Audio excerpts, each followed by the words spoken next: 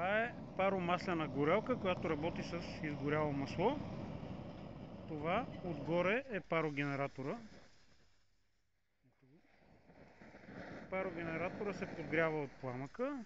Ето така гори маслото. Ето какво се случва, когато парата започне да пронизва газовете на изпареното масло.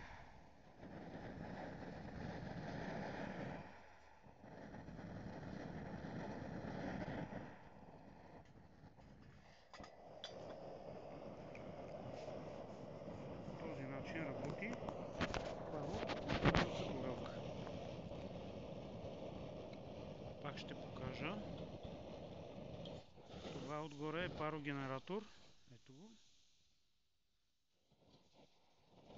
Парогенератора се подгрява термично от пламъка, като парата през дюза се инжектира в долната част на горелката, където излиза през соплото и по този начин се получава паровъглеродна газификация при температура около 500 градуса.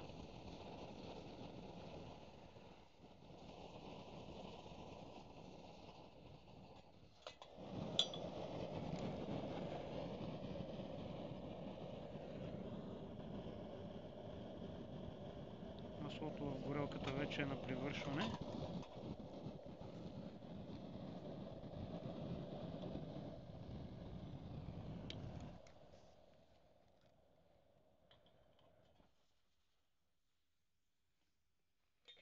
Иначе по този начин гори маслото. Пуши.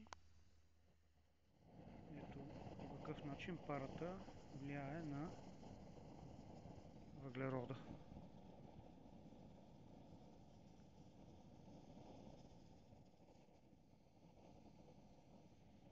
Водата в парогенератора е около 100 грама, която достига за много дълго време.